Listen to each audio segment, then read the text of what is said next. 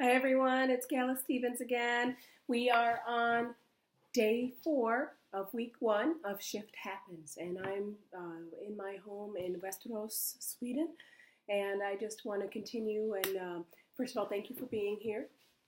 And I hope you're making some progress and leaving some comments or questions on our community board. And I think that as we join and share with one another, everybody's growth will be even better. So today's topic is get outside of yourself. I know we've spent the last 3 days really intensely, if you're doing the tasks, going within and asking yourself a lot of really hard questions and coming up with some answers and hopefully solutions. But today is about getting outside of yourself. Sometimes we can get so in our own little worlds that we get in a cocoon. And a cocoon is sometimes necessary, especially for growth. However, sometimes getting outside of ourselves and communing with nature or finding our bliss in a hobby or an adventure or something is another way to go within by going without. So it's a as above, so below kind of thing. So I'm going to tell you a couple of really intimate stories about myself that I don't share with very many people. And it starts with a really harsh breakup that I had. I am married to that man now, but that's a long story. But we had a on again, off again relationship for around a year or two before we were fully committed. But when we went through this really surprising, sudden, harsh breakup, I needed to heal. And how I decided to heal was go to the Ponce Inlet Lighthouse. It might be gardening for you. It might be just walking in nature. It might be writing poetry. Whatever it is that helps you to heal your soul or nurture your soul, then by all means do it. And if you don't know what that is, I would take some time to really think back over your years of your childhood or something. Whatever brought you a moment of peace and bliss, like pursue that further. So mine was climbing lighthouses. I had never done so, and it had always been on my lifetime to-do list. So the closest lighthouse to me just happened to be the second largest brick lighthouse in the United States. I was living in Ocala, Florida, so I drove a couple hours to Daytona Beach. Just south of that is called Ponce Inlet. And this particular lighthouse is 17 stories, and it's 203 steps to this top. And I am a personal trainer, so I was what I consider physically fit.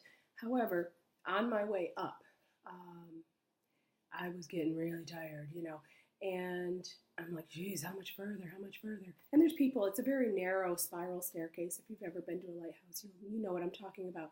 And there's people coming on their way down, and there's people going on their way up. And anyway, so I actually wrote something about this, and I posted it on the photos. There's a 2-page, I call it Full Spiral.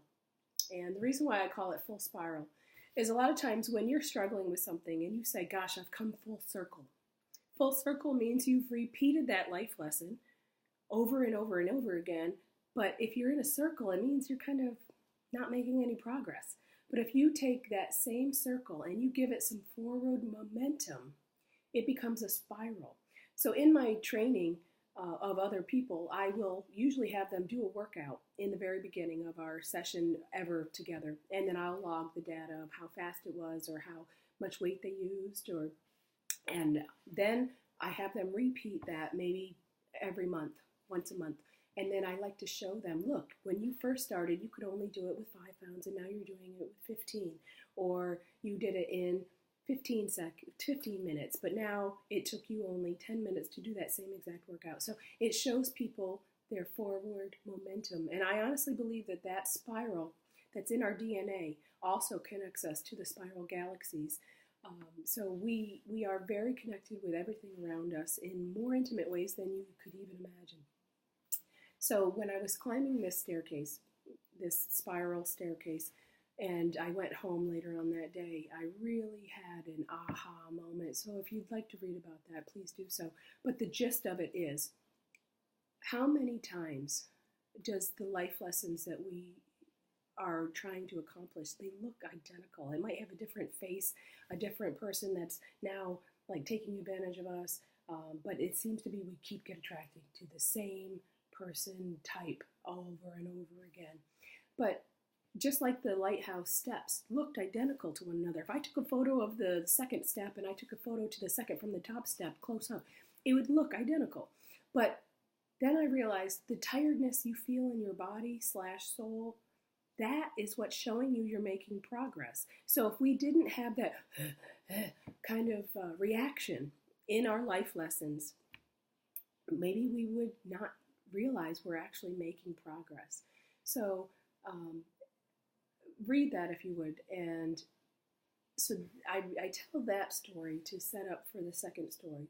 Once I knew that this was such a big accomplishment for me and an aha moment, there was another time that I went within, and this was probably 6 months to a year later. And kind of like the internal voice said, just get in your car and drive. I didn't know where I was going. I didn't know where I would end up.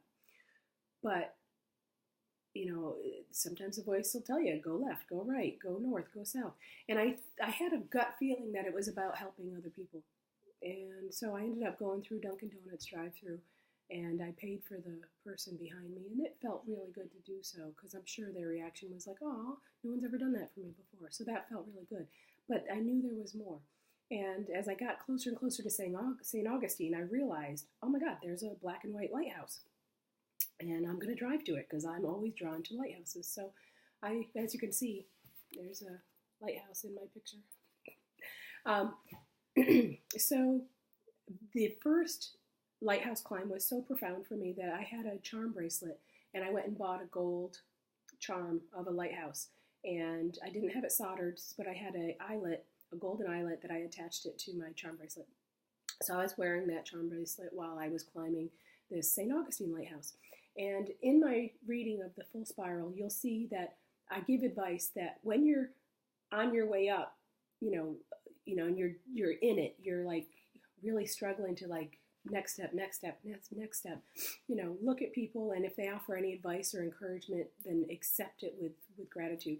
But on your way down, step aside when somebody's on their way up, because now that you've done both journeys, you realize how much harder it is to go up than it is down.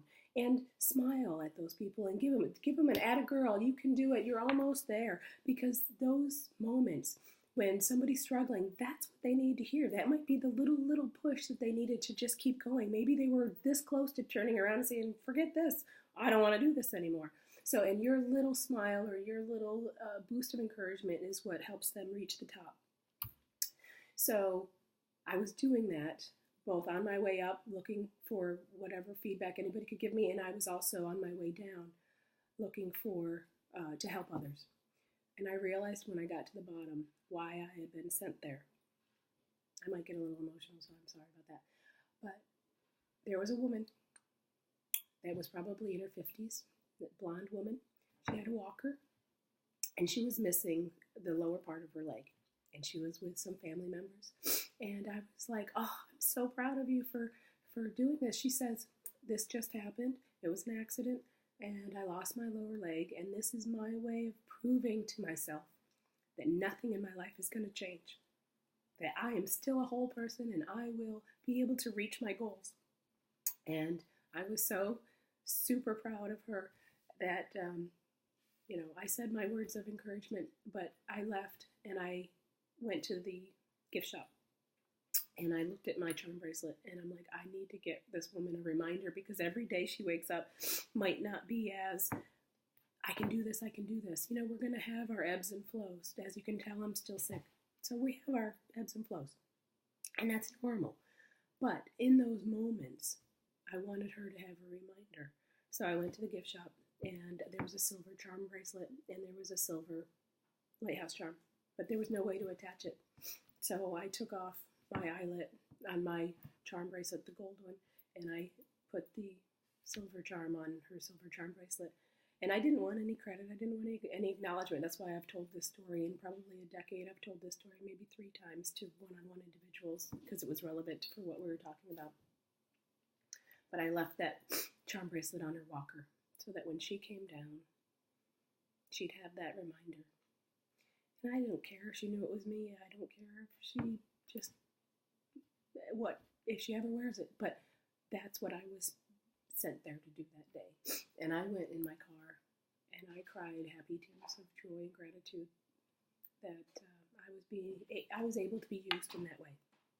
So what I encourage you to do this week is get outside yourself and help somebody else. Be observant and find someone that could use that boost or that add a girl, or just a smile goes a long way, especially in Sweden. People here don't smile at each other. They're just passing on the streets like zombies, and it's a little sad.